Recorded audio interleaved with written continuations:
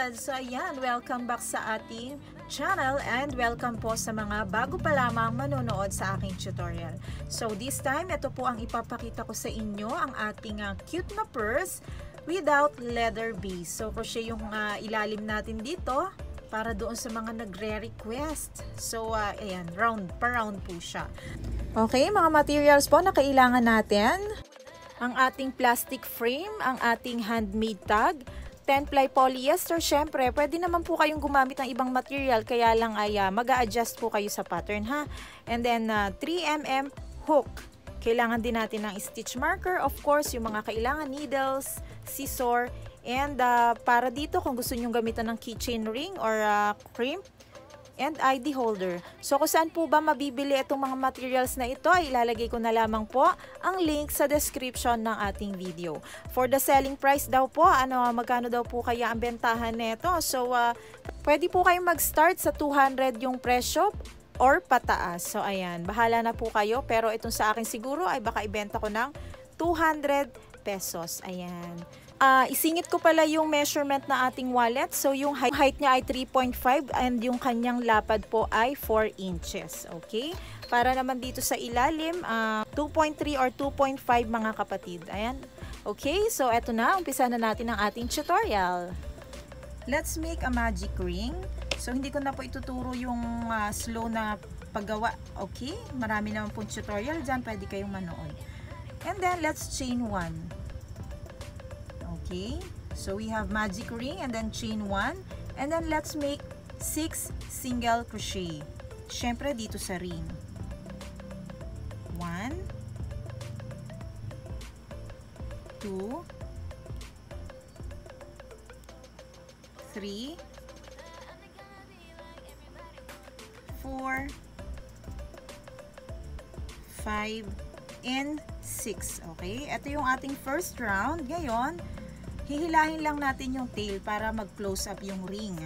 So, hilahin nyo lang ng mahigpit. Okay?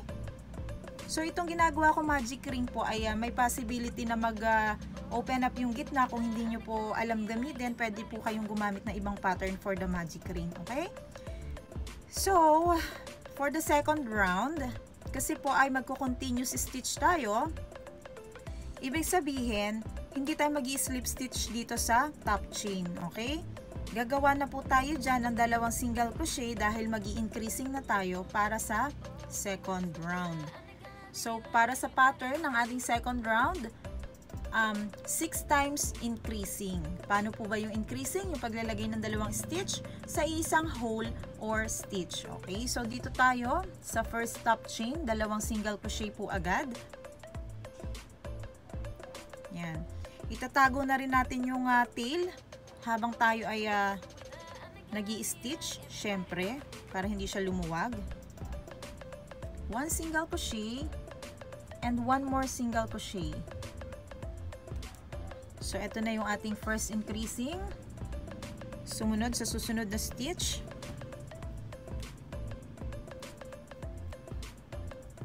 Second.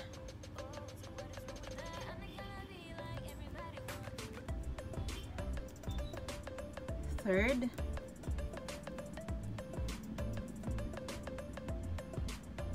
fourth,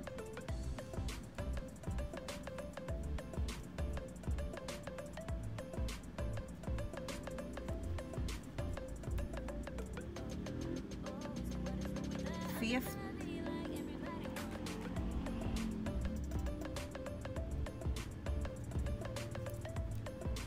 and sixth. Ito na po, yung ating second round.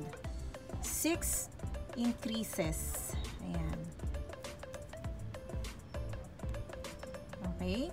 So, pwede po kayong gumamit ng stitch marker para hindi kayo malito, ha? Ayan. So, ito na yung second round natin. Ngayon, dadako na tayo sa third round. Yung pattern po natin ay 1 single crochet and 1 increase. Okay? So, 6 times din natin siyang gagawin. Okay, pakita mo madam ang 1 single crochet increase. Charot. So, ayan, tago pa rin natin yung tail. Ito yung ating first set. Okay? So, lagyan natin ng stitch marker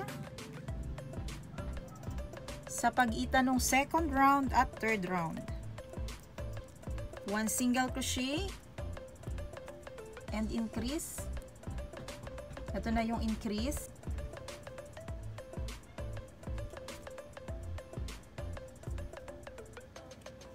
Ayan. Okay, ito yung first set natin. Okay, gagawa ulit tayo ng pangalawa. Same lang neto. 1 single crochet and increase. 1 single crochet and increase.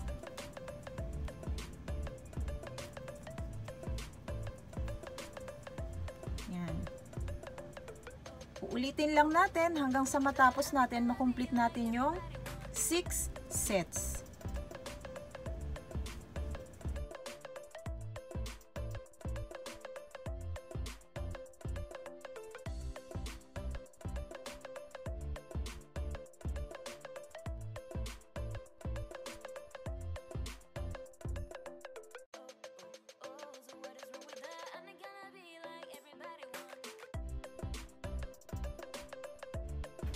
Ito na yung last set of 1 single crochet and increase. Ayan. Okay, so tapos na ating 3 rounds. 4th round naman ang gagawin natin. Pattern po natin ay 2 single crochet and increase. Okay, so increasing, kapag sinabi increasing, dadagdagan nyo ang bilang ng single crochet habang dumadagdag sa round para lumalaki at flat po yung ating bilog. Okay? So mag-umpisa tayo dito sa may stitch marker. Tanggalin natin siya. Gawa tayo ng 2 single crochet. 1 in each stitch, of course. 1 and 2. Okay. So ilagay natin yung stitch marker dito sa pagitan ng previous round at yung ating bagong round. Ito yung first set ng ating 4th round. So, 1 single crochet, 1 single crochet, and increase.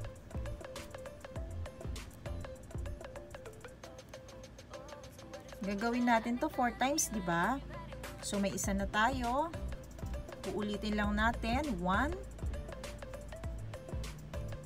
2, and increase.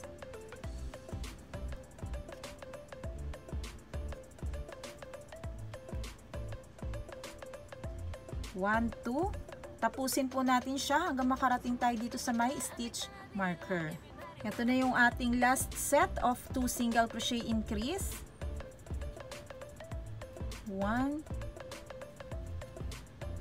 2, and increase.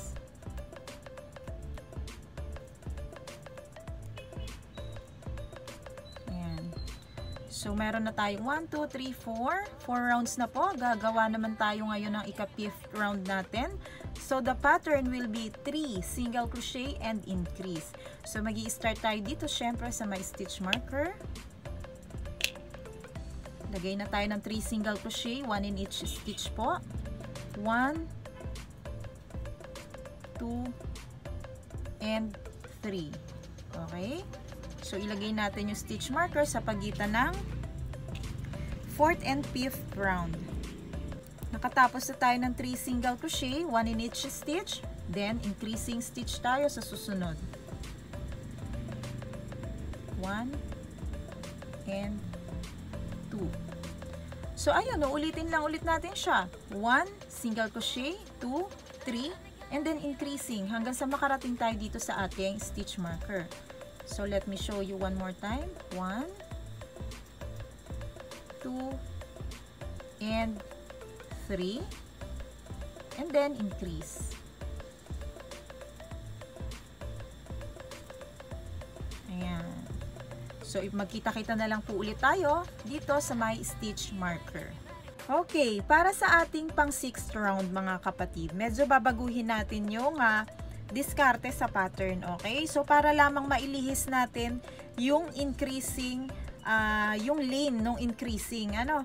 So, kasi pag ganyan kasi hindi siya round, nagiging ano siya, ano bang tawag dyan? Octagon ba yan? Ay, hindi pala octagon. Basta yan, nagiging whatever it is, okay?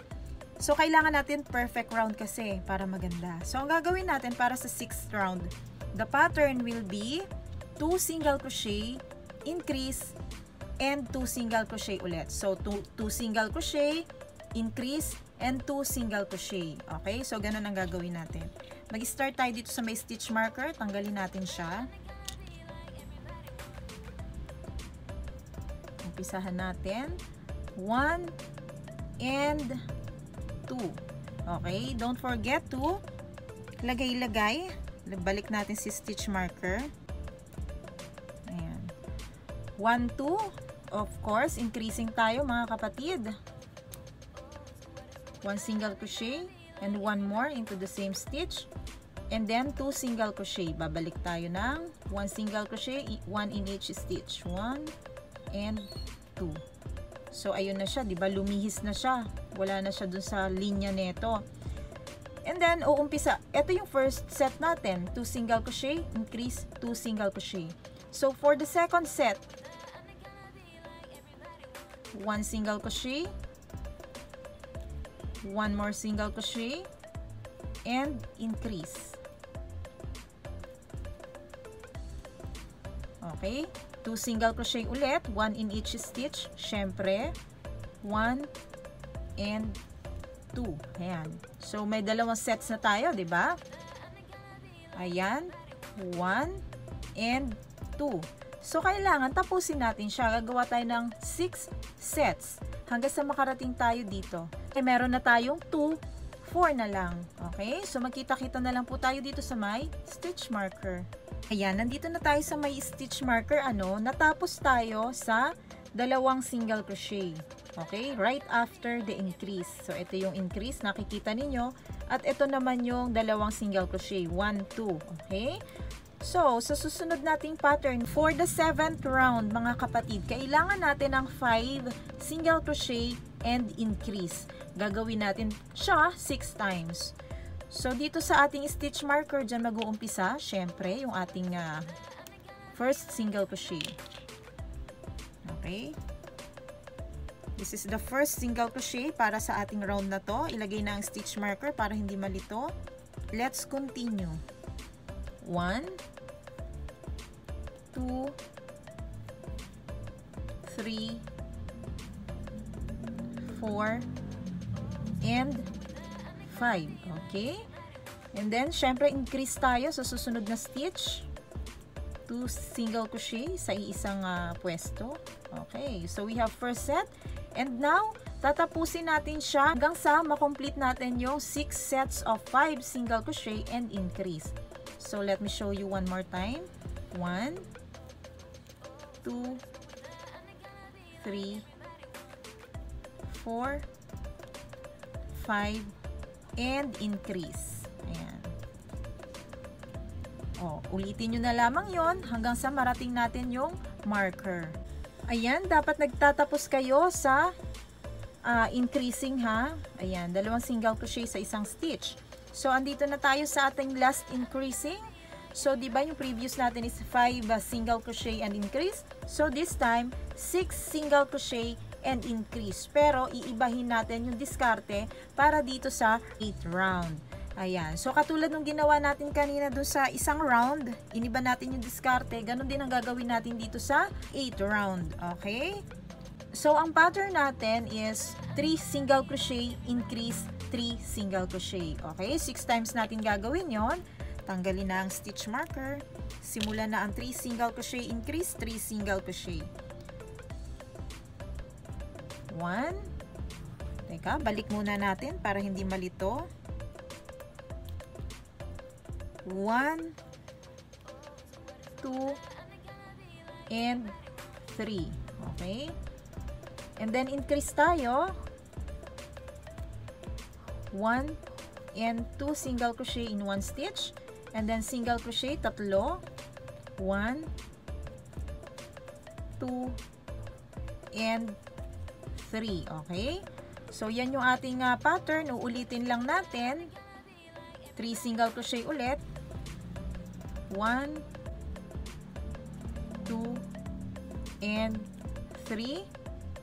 Increase. Okay? And then 1, 2, 3 ulit. 1,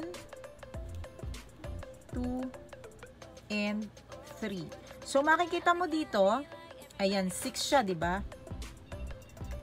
1, 2, 3, 4, 5, 6. Okay, kung makikita mo sa umpisa lang tayo nag-iba ng diskarte. Kung makikita mo as we go on, parang ganun na rin, bumalik siya sa 6 single crochet increase. Yung starting lamang ng ating 8 round, yun na iba kasi nga iniiwasan natin na ma-align yung ating mga increasing dun sa mga nakaraang increasing para maging perfect round siya. Okay? So itong pattern na ito ay kung susundin ninyo hanggang sa lumaki na lumaki, pwede nyo rin po siyang gawing coaster. Okay? At pwede nyo rin siyang gamitin para sa center ng ating sunflower para hindi siya parang may diamond sa gitna. Okay? So, ayan po, ituloy-tuloy nyo na lamang yan siya hanggang sa makarating tayo dito sa ating stitch marker. Okay, so ganito na po ang itsura niya. Ito yung 8 rounds continuous stitch, okay, sa ating single crochet. And then, gagawa na tayo ng last round para sa base ng ating wallet.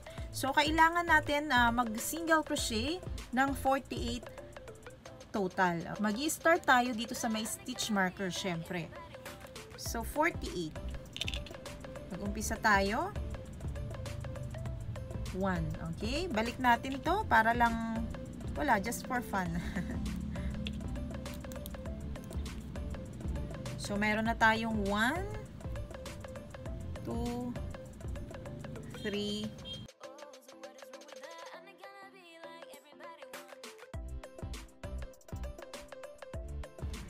ayan, natapos ko na yung 48 na single crochet, okay? Ayan, dito sa part na to, mag-uumpisa na tayo ng spike stitch. After ng 48 single crochet, maglo-long single crochet na tayo dito sa may stitch marker, okay? So, syonggalin ang stitch marker, of course. Napakadali na sa part na to. Ayan. Mag-long single crochet na tayo dito. Paano ba? I-occupy lang natin itong single crochet na ito.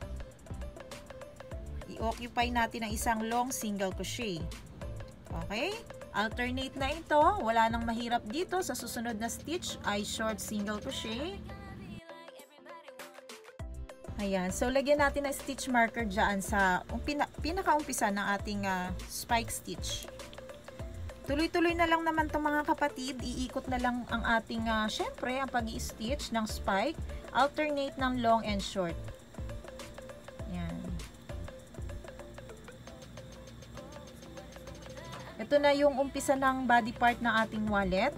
So, paikot-ikot na lamang ito hanggang sa umabot siya ng taas na ano. Bahala kayo sa taas. Okay? So, hindi ko na ipapakita yung part na to. Magkita-kita na lang po tayo kapag na-reach na natin itong stitch marker. Ayan, narating na natin. Ito na yung pinaka last stitch ng ating 9th round. So, i-occupy na natin ito ng yung kalapit na ating stitch marker. 1 long single crochet dito. Ayan. Tapos, dyan sa may stitch marker, lagyan mo siya ng single crochet.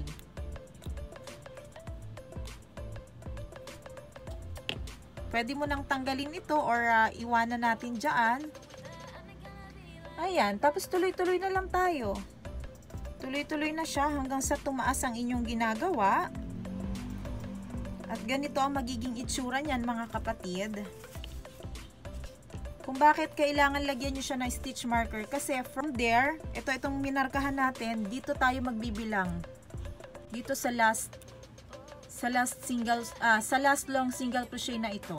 Ito ang itsura niyan kasi. Ito, ganito ang itsura niyan. Ito yung ating kauna-unahang spike stitch, which is yung nilagyan natin itong stitch marker. Ito yan. Ito yung stitch na last long single crochet, di ba? Which is ito yan. Okay? From here, ito yung bibilangin natin paslant. Okay? So 1, 2, 3 4, 5, 6, 7, 8, 9, 10, 11, 12, 13, 14, 15, 16, 17, 18, 19, 20, 21. Okay, so dapat 21 ang bilang niyan paslant, mga kapatid. Galing dito. Nakikita nyo ba? Diyan kasi yung part ng base at nag-start tayo ng spike stitch. So, paslant yung bilang natin. Kailangan makabuo kayo maka-complete kayo ng 21 long single crochet. Or up to you, diskarte nyo kung paano yung taas ng wallet ninyo. 7 cm or 7.5 cm yung height ha. Nito lang spike stitch. Pagkatapos niyan, syempre lalagyan na lang natin siya ng single crochet paikot. 1 round lang po ng single crochet. Ayan, continuous lang naman. Syempre, wala tayong slip stitch dito.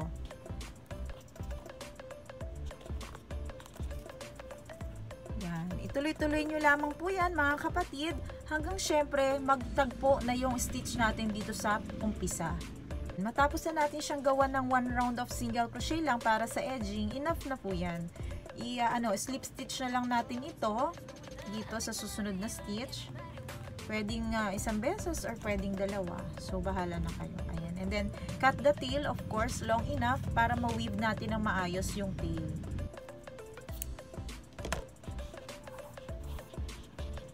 Ayan. Tapos, linisin natin ang ating purse. Itago yung mga chismis na tali or gupitin.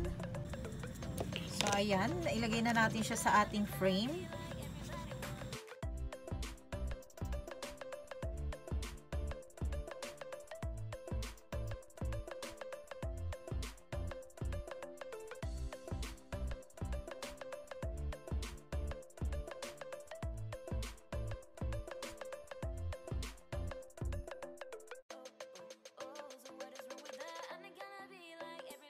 Ayan, kapag sa tingin nyo okay na yung pagkakalagay, kailangan, kung gaano karami yung inilagay mo dito, yung sobra, kailangan ganun din yung dami na ilalagay mo dito sa kabila, ha?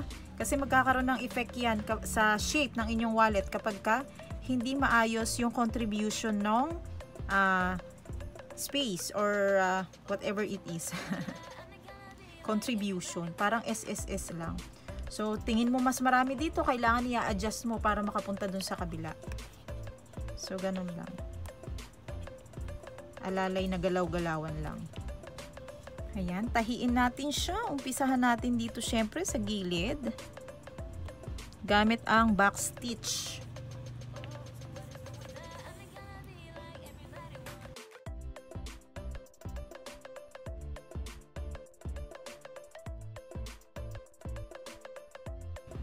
Ayan, di ko na po ipapakita ang kabuuan ng pagtatahi ng wallet na to sa frame ha, kasi marami na po akong tutorial na nagawa na pinapakita ko yung pagtatahi. So magkita-kita na lang po tayo once na matapos na natin itong ating pag-a-attach ng frame. Ayan, syempre after nyo tahiin, i-stretch nyo lamang yung loob para naman na hindi siya pangit tingnan. Okay, para magpantay-pantay yung mga stitches. And then, let's see.